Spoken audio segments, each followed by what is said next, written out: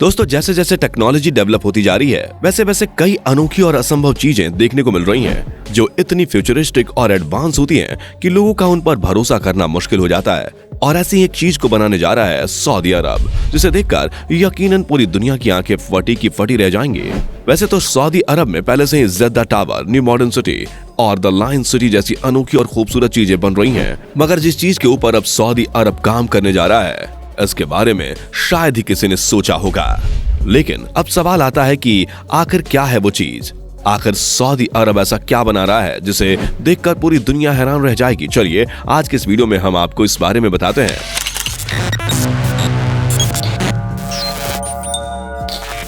दोस्तों, जैसे जैसे लोग बढ़ते दामों और बढ़ते प्रदूषण की वजह से पेट्रोल और डीजल से इलेक्ट्रिसिटी की ओर रुख कर रहे हैं, वैसे वैसे ही अरब देशों से भी तेल की मांग कम होती जा रही है। और इसलिए सऊदी अरब, दुबई और कतर खुद को एक टूरिस्ट स्पॉट बनाने की रेस में लगे हैं, जिसमें दुबई के पास बुर्ज खलीफा, 7 स्टार होटल और पाम जुमेराह बीच जैसी टूरिस्ट प्लेसेस हैं। तो वहीं कतर ने हाल ही में $300 अरब खर्च करके फीफा वर्ल्ड कप का आयोजन किया था, जिसने सबका ध्यान अपनी तरफ खींच लिया। अब सऊदी अरब भी अपने आप को और बेहतरीन टूरिस्ट हब बनाने के लिए एक ऐसी बोट पर काम कर रहा है जिसके बारे में आपने कभी सोचा भी नहीं होगा।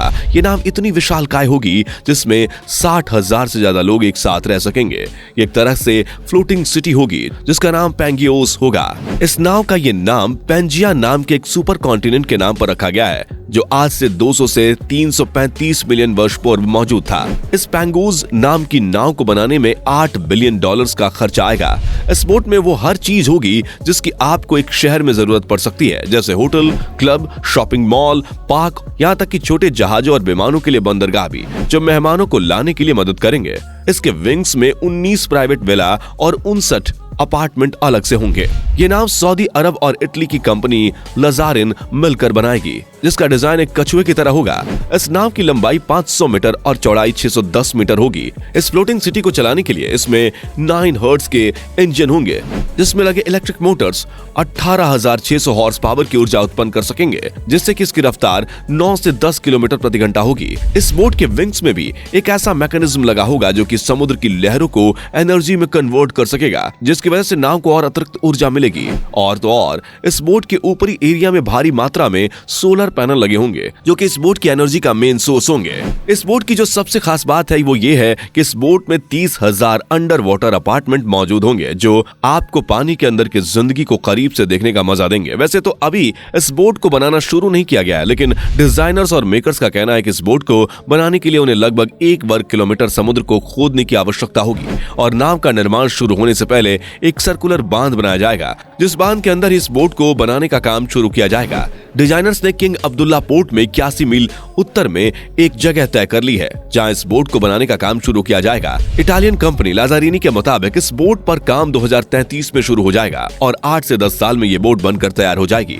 आपको बता दें कि इस टेरा याच का कॉन्सेप्ट तो 2009 में ही आया था, जब डिजाइनर पियर पोलो लाजारिनी ने एक ऐसी नाव बनाने की कल्पना की थी जो पूरे शहर की कमी को पूरी करने में सक्षम हो। लेकिन इस बोट के बारे में सोचना तो आसान था, लेकिन इसे प्रैक्टिकल तौर पर डिजाइन कर पाना, इसका आर्किटेक्चर डिजाइन बनाना उतना ही मुश्किल था। ये पैंगोज नाव बनने के बाद एक सिटी की तरह रुकी नहीं रहेगी, बल्कि समुद्र में चलती रहेगी और इसे लगातार चलाने के लिए काफी फ्यूल खर्च होता है। और यही सोचकर इसे ऐसा बनाया गया है कि इसे चलाने के लिए किसी भी पेट्रोलियम फ्यूल का यूज नहीं किया जाएगा, बल्कि इसे सोलर एनर्जी और समुद्र की लहरों से मिलने वाली एनर्जी की मदद से चलाया जाएगा। ये नाव एक वास्तविक शहर की तरह ब्लॉक में बटी हुई होगी। पैंगोज में बंदरगाह और मुख्य चौराहा होगा, जिस कारण अन्य इमारतें घुमावदार होंगी। इस बोट में हरियाली बनाए रखने के लिए इसके पूरे अपर एरिया को गार्डन से ढक दिया जाएगा और इसी अपर एरिया में कई सारे हेलीपैड होंगे। वैसे तो अभी इस बोट को बनने में टाइम है, लेकिन लोगों के अंदर इसका क्रेज अभी से नजर आ रहा है। अभी हाल ही में लाजारिनी कंपनी ने एक प्रोग्राम शुरू किया जो आपको NFT की मदद से